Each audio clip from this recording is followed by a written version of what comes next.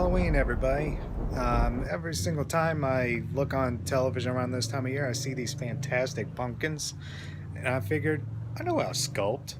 I'm going to do one today, and I'm going to show you how I did it. Okay, I'll make one of those professional sculpted pumpkins. After I did the traditional, cut the top, remove the guts with a spoon. I'm going to take my pencil and draw my design.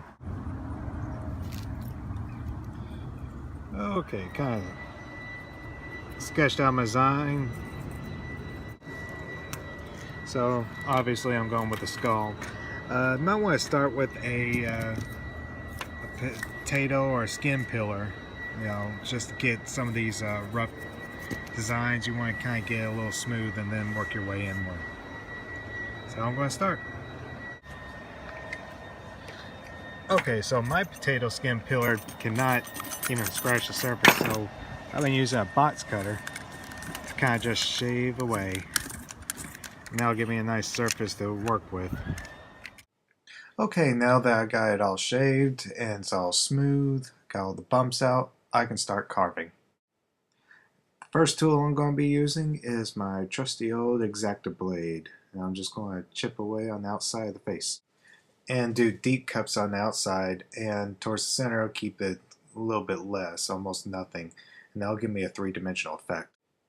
Okay, just cut a straight line and then turn my blade at an angle and chisel out that piece. And I'm just going to do that again many times.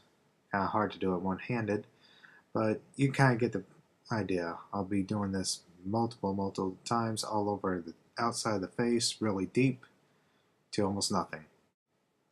I'm going to take a slight break, and I'm going to go back with my pencil and draw the face of my skull back.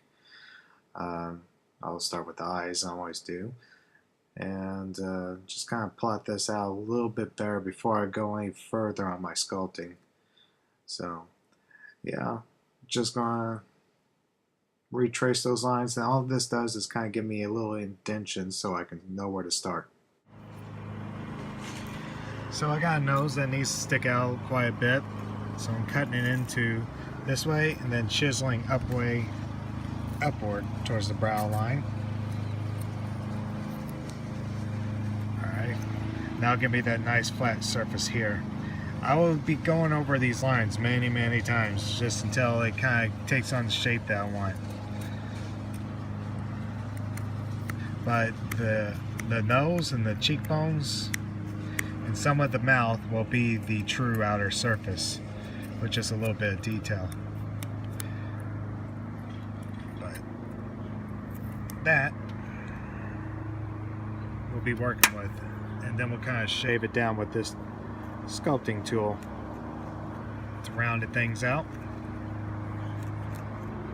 And that's actually really shallow if you notice, but from this angle it looks like it's pretty deep just because of that first initial cut. Okay, just continuing on. Okay, just a little bit more progress, getting the teeth, just like so.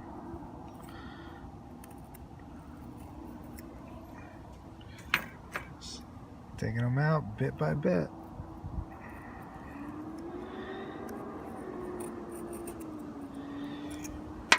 Just going to keep on doing that all the way across. Well, now you notice that to get an indent, I got to chip away at the sides a little bit more before I finish my teeth. Just shaving in along my lines. Now give it the three-dimensional space, leaving as much here as possible, but chipping away at the sides. This part's going to be a little bit trickier. We'll get to that in a little bit. But yeah, it's coming along. Okay, to make that nose a little bit more prominent, just taking my big knife, shave it in, cutting out chunks, kind of make it stand out. I want to keep a little bit of the cheekbones and the forehead. But I want to keep this nose. I'm not scoping out the details of the nose until last. But yeah, just really digging in there, getting these creases, getting the basic shape, and then we'll smooth it out with a real sculpting tool. Just keep on chiseling. Okay, for the teeth, your back teeth, you can make it smaller than your front. It's called foreshadowing. It gives it the appearance that it's further away.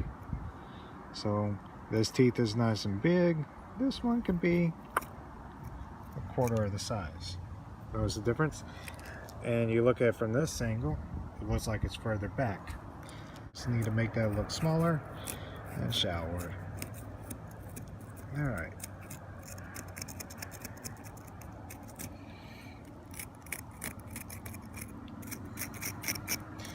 And also indentions hanging up to the teeth. Alright.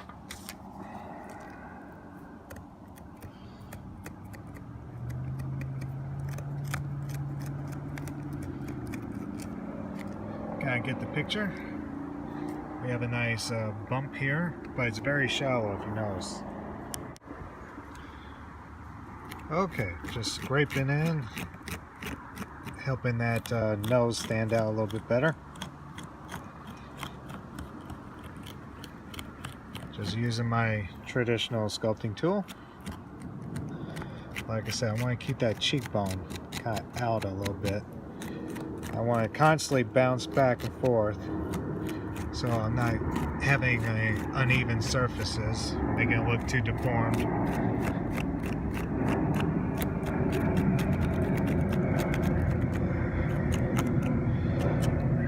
Just keep on chipping. But now this looks really nice, even though it's still pretty flat. But from this angle, it's far more three-dimensional. The eye does the illusion for you. Just like a quarter, you got a raised surface that's actually flat, but you can still see the dimension of the face of the president. Okay, so I kind of sloped this down, made sure this is a little bit indented versus this. Kind of give it a nice slope, following all my edges here.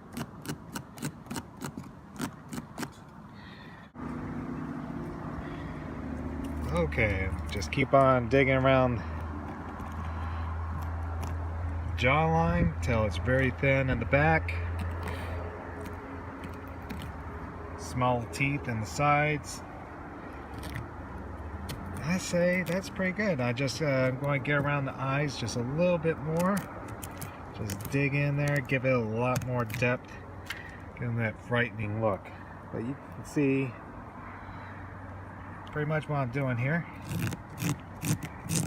Just using the more square piece. Just digging into that pumpkin. Just going back and forth. And I'd say we're pretty much done.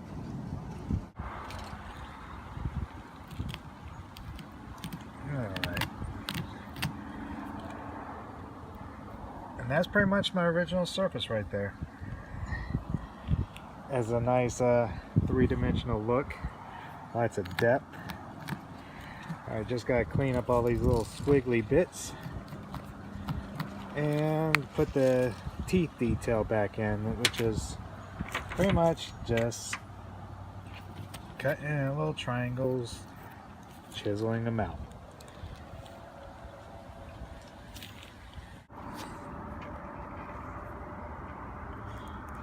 Alright, get the last little indentions. Got a little crack on the skull, you know. And I would say, for the most part, this sucker is done. Put a light in it.